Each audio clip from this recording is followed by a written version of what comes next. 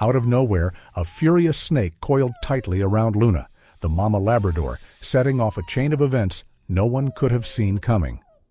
What happened next was truly unbelievable. A sudden, sharp whimper cut through the quiet morning. It was such a strange, urgent sound that Jake, the neighborhood garbage collector, froze mid-motion, his hand still on the trash bin. The noise didn't fit with the usual hum of the street. Kids leaving for school, sprinklers clicking on, dogs barking in play. This cry had fear in it, a cry that begged someone to listen. Jake's chest tightened as he tried to figure out where it came from. The sound drifted from behind the wooden fence at 42 Maple Street, a place that rarely stirred any attention. But something was wrong today. He let the bin drop with a loud thud and stepped closer, his thoughts racing. What could scare an animal like that? He pictured an injury, maybe a trap. But whatever it was, he had a bad feeling it might be worse. He moved toward the gate, caught between his usual routine and the sense that he couldn't just walk away. Most mornings he'd already be heading to the next house by now, just doing his job. But that cry stuck with him. It pulled harder than his schedule ever could.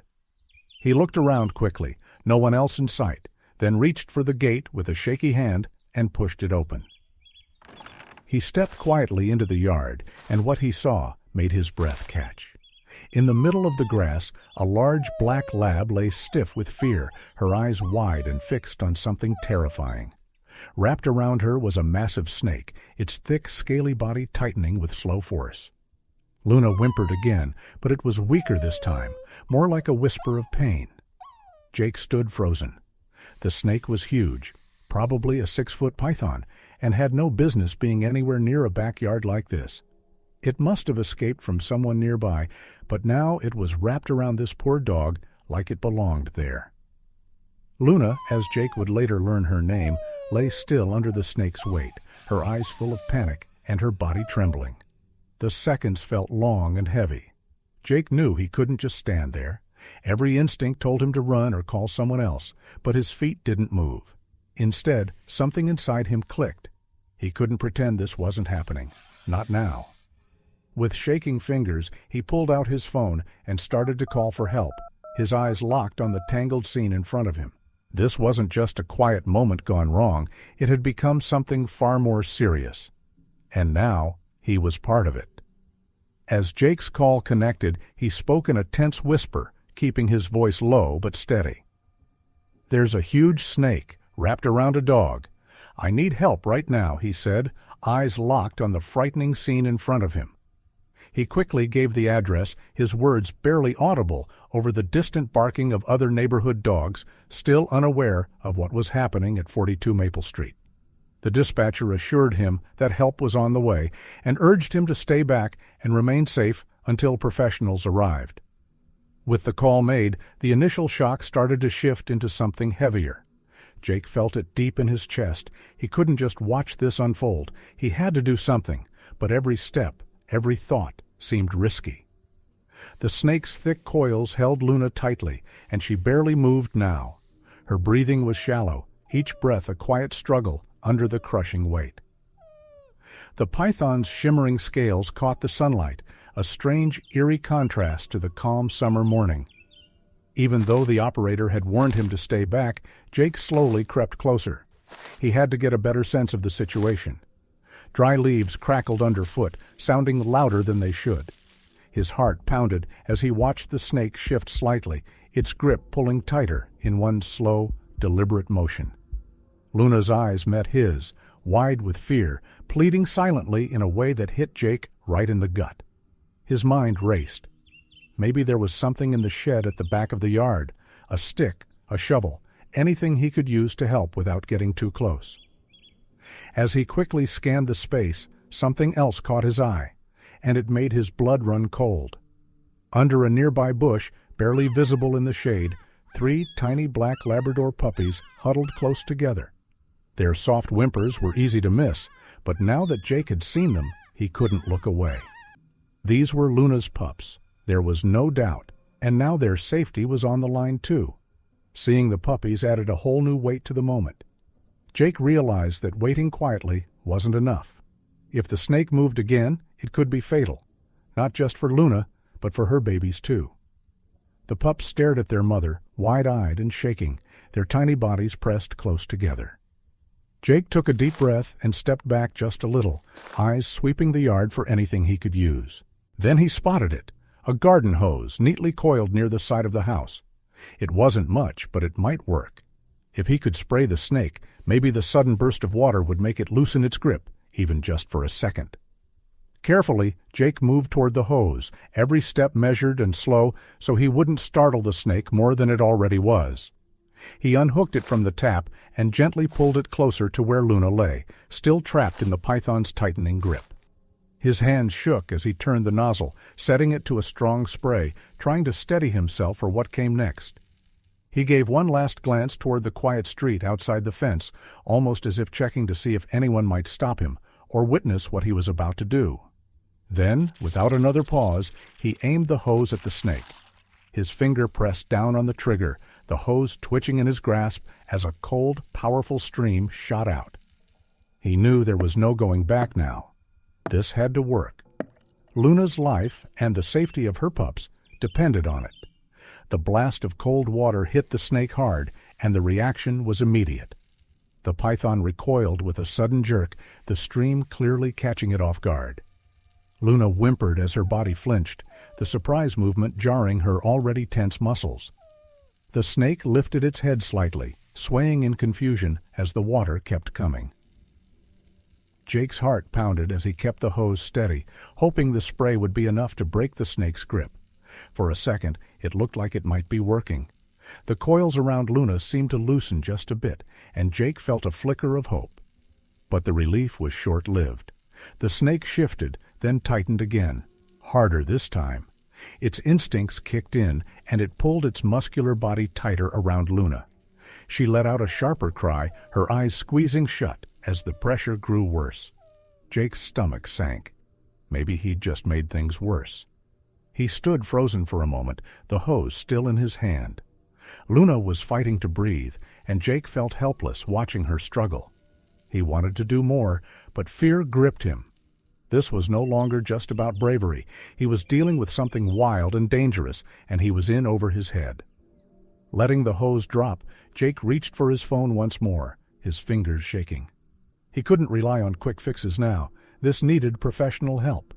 He called 911 again, his voice tight but clear. The snake is squeezing tighter. "We need animal control here right now. It's getting worse," he said, his eyes glued to the dog lying helpless on the ground. The voice on the other end was calm, even soothing, a strange contrast to the chaos in front of him. "Help is already on the way, sir. Please stay safe. Can you confirm the dog is still alive?" "Yes, she's still alive, but she's in a lot of pain. Please hurry," Jake said, his voice caught somewhere between desperation and determination. He ended the call and stepped back, eyes locked on Luna. She looked completely drained, barely holding on. The snake's thick coils were like a cruel vice, each one pressing harder than the last. Then, faint but growing fast, the sound of sirens reached his ears. Help was finally coming. But with every pulsing beat of those sirens, the snake seemed to tighten even more. It might have sensed the vibrations in the ground or the growing tension in the air.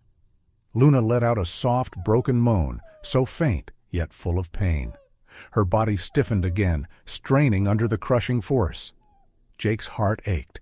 Everything he had done felt so small now, like a drop in a rising tide. All he could do was hope that help would make it in time, to save Luna and to protect the helpless puppies still tucked beneath the bush, watching and waiting. The sirens grew louder, then stopped with a screech of brakes just outside. Jake turned toward the sound as emergency vehicles arrived at 42 Maple Street.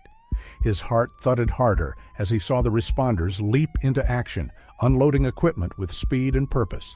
His call had worked. They were here.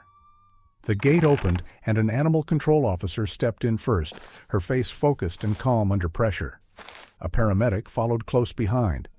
They came for different reasons, but now they had one shared goal: save Luna. The officer caught Jake's eye and gave him a clear signal to stay back. "We've got this, sir. Please stay where it's safe," she said firmly, already scanning the scene. Jake gave a silent nod and backed away, though he couldn't take his eyes off Luna. The officer moved slowly toward the dog and the snake, her hand steady as she carried a long pole with a loop at the end, made for exactly this kind of job. "Hang in there, sweet girl," she said gently to Luna, her voice calm and warm, even as the dog's body trembled from strain. Meanwhile, her teammate opened a transport box nearby, ready to contain the snake once it was freed. The paramedic knelt close, medical bag open, and ready for action the second Luna was clear. The officer with the pole eased it toward the snake's head, careful not to spook it. But the moment the loop got close, the snake reacted, pulling tighter again. Its muscles tensed, its whole body turning stiff as a log. Luna gave a soft gasp, barely a sound, but enough to stop Jake's breath. "Easy now. Let's not make this harder," the officer said in a calm but firm voice, focused completely on the snake. Then, in one quick, practiced motion, she slipped the loop over the python's head and secured it tight. The snake thrashed in protest, its coils writhing with surprising speed, but she held firm. "Got it!" she called out, her voice laced with relief. Her partner rushed over to help. Together they began easing the snake off Luna's limp body. It resisted, its tail lashing out in frustration, but the officers worked quickly, loosening the last coils. As the final loop released, Luna collapsed to the grass. Her breathing was shallow, her body completely spent. The paramedic rushed in without hesitation, gently touching Luna's side and starting to check her vitals. "Hang in there, Luna," the paramedic said softly, pressing a cloth to a scrape on her side where the snake's rough scales had rubbed her raw. "You're not alone now. Help's here." Coil by coil, the pressure on Luna's ribs eased as the snake was finally pulled away. But instead of relief, Luna's condition seemed to dip. Her breaths were slow and shallow, each one a clear struggle. Her chest rose and fell in uneven patterns, her strength clearly fading. The paramedic's brow furrowed as she watched closely. "She's slipping into shock. We've got to act fast." She turned back to her kit, pulling out supplies to stabilize Luna before they could move her safely. Jake stood nearby, a knot tightening in his chest. The snake had been removed, yes, but Luna wasn't safe yet. He watched as she shivered, a soft whimper escaping her lips. The worst might be over, but her fight was far from finished. Once the snake was fully unwrapped and sealed in the container, the tension shifted, but not entirely. Luna lay weak and trembling, her body reacting to the trauma. As the paramedic and animal control team gently lifted her onto a stretcher, something shifted in Luna. Suddenly, her eyes snapped open. Despite her exhaustion, a spark lit behind them, raw maternal instinct kicking in. She spotted her puppies at the edge of the yard, still huddled under the bush, and with a shaky growl, she pushed herself up. "Whoa, Luna, easy," one of the officers murmured as Luna stumbled forward, clearly straining. But she moved with purpose, dragging herself between the responders and her pups. Everyone froze for a second, surprised by the sudden burst of strength. Luna's weak frame took on a protective stance, and her gaze hardened. Her ears pinned back, and without warning, she lunged toward the snake's container. Her teeth clamped down on the python's tail, still thrashing inside. "Get her back!" the paramedic shouted, already running to help. The officers jumped in, trying to pull her away. The snake, though contained, flailed in panic as Luna held tight, driven by something deeper than pain. Pure protection. She refused to let go until they gently pried her mouth open and eased her back. Her strength gone, Luna collapsed onto the stretcher, her legs folding under her. Her breathing was ragged now, her body finally giving in. The paramedic moved fast, placing an oxygen mask over Luna's nose and checking her pulse. Her hands moved with experience, but her voice betrayed the weight of the moment. "She gave everything she had," she muttered quietly. "We've got to get her to the vet. Now." As they secured Luna for transport, Jake stood back, a wave of admiration mixed with fear washing over him. Luna had risked everything, not just to survive, but to protect. Even now, her tired eyes flicked toward the bush, still watching her puppies. The sun had dropped lower, casting long shadows across the yard. A cool breeze rustled the leaves, brushing gently over the quiet scene. The worst of the day might have passed, but the night ahead felt heavy with unknowns. Jake slowly made his way toward the puppies, crouching low so he wouldn't startle them. His voice was soft but steady. "It's okay now," he said gently, his words meant to comfort. "We'll take care of your mom. She's tough." As the emergency team carefully lifted Luna into the van, her breathing steadier but still weak, Jake stood quietly nearby. The image of her turning back to defend her puppies stuck with him. Even on the edge of collapse, she hadn't given up. That kind of courage stayed with you. The van doors shut with a quiet thump, and the vehicle rolled down the street, its lights flashing in the dimming evening. Luna was gone now, heading into the care of skilled hands. Jake watched until the van disappeared, his heart quietly hoping for the best, for a mother who had given everything to protect her little ones. As the tail lights faded, silence settled over 42 Maple Street. It felt heavy, like the air itself had changed. Jake stood there for a moment, just taking it all in. The yard looked different now, coiled hoses on the ground, scuffed patches of grass, and the snake's container still sealed tight nearby. The calm after the storm was almost too quiet. His eyes returned to the puppies, still curled up together under the bush, their tiny bodies shaking slightly. They were too young to understand what had just happened. Jake knelt beside them again, letting them sniff his hand. Slowly, they relaxed, leaning into his touch as he gently stroked their soft fur. A car pulled up then, its tires crunching the gravel. Jake stood as Mrs. Allison stepped out, her face pale with worry. A neighbor had called her, and she'd come as fast as she could. "Jake, what happened? Is Luna—" Her voice cracked, unable to finish the question. Her eyes were already filling with tears. Jake stepped closer, offering a calm, reassuring smile. "She's at the vet now," he said. "She fought hard, and help got here in time. They're doing everything they can." Mrs. Allison nodded slowly, taking in the scene. Her eyes moved to the mess in the yard, the traces of what had taken place. "And the puppies?" she asked, her voice trembling. "They're safe," Jake said, motioning to the little group by the bush. "And strong, just like their mom." Mrs. Allison dropped to her knees beside them, her touch gentle but full of love.